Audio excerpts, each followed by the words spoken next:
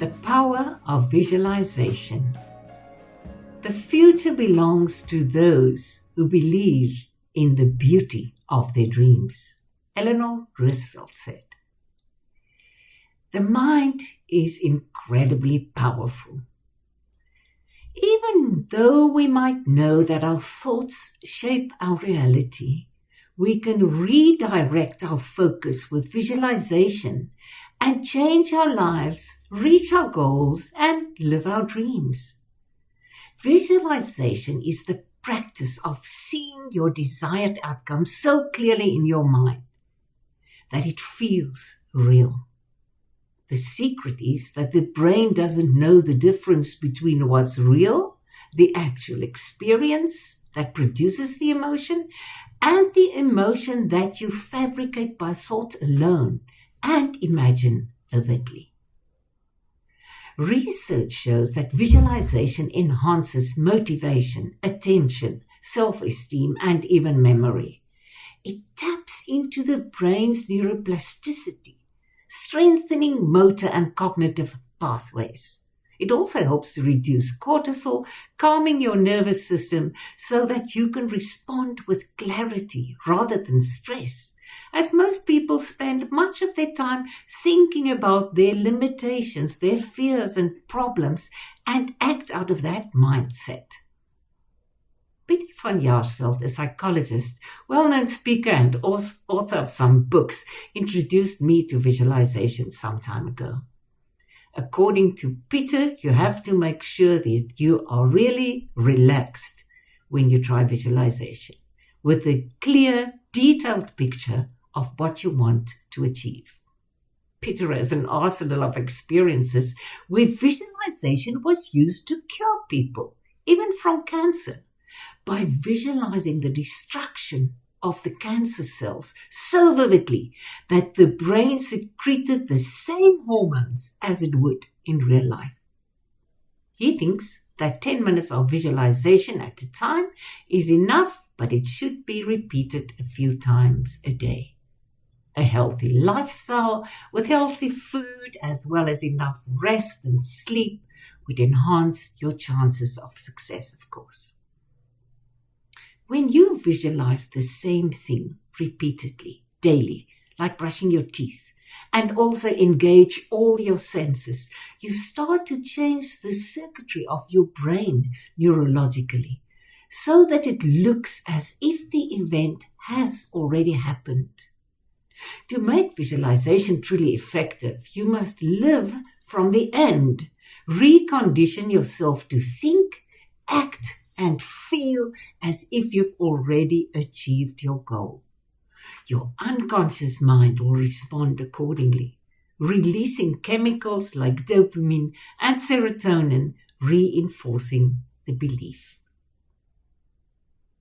For example, if my dream is to wear a specific swimming costume in summer, I need to see a clear picture of myself on the beach, in that costume, lying on my towel, feeling the sea, the sun on my skin, and the sand under my feet, hearing the breaking of the waves, seeing this beautiful picture of blue sky and sea and clouds drifting by, smelling the sea and feeling the emotions of deep satisfaction and gratitude, laughing happily as my husband hands me an ice cream. It is obvious that with a dream like that, I will also have to take some action steps, like starting to exercise, make sure to lose some kilos as I'm visualizing a slimmer me. To make sure that my dream is not only a daydream, I have to be consistent, focused, and disciplined to do visualization at least twice a day, in spite of the hurdles. Every time you visualize with emotion, you're carving a new mental path. When your thoughts and feelings are aligned, you change your brain and body.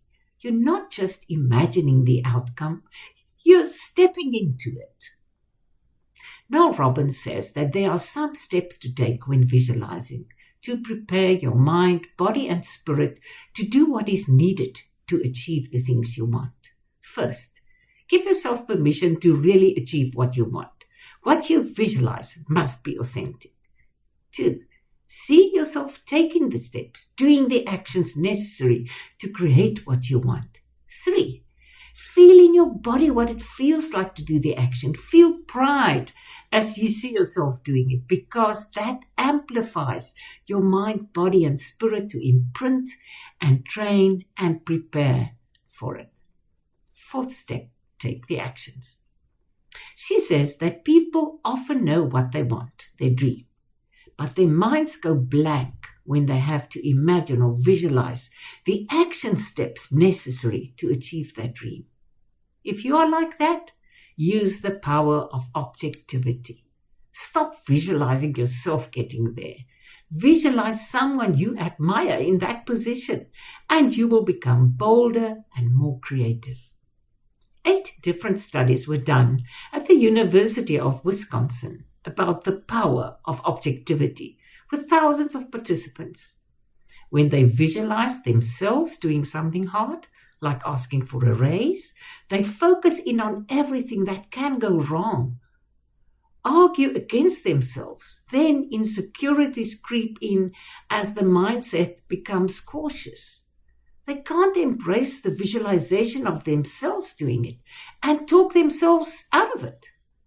But when they insert someone they admire, their mindset switches to being bolder, more creative, seeing all kinds of opportunities.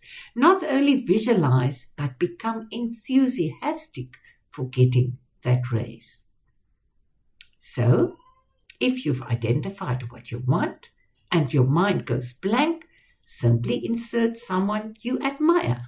For example, if I want to become a real estate agent and I can't see myself doing it, I can use the power of objectivity and put Marlene in my position. See her doing research, talking to people, watching videos on it, and getting the opinion of specialists on it. Now I can put myself next to her and visualize both of us doing it together. This will be like jump-starting your mind into being bolder, more enthusiastic, and more creative. Visualization is not wishful thinking. It's purposeful rewiring. As a daily activity, it can add immense value to your life. You will become a calmer, more focused version of yourself. Napoleon Hill once said, "What the mind can conceive and believe, it can achieve."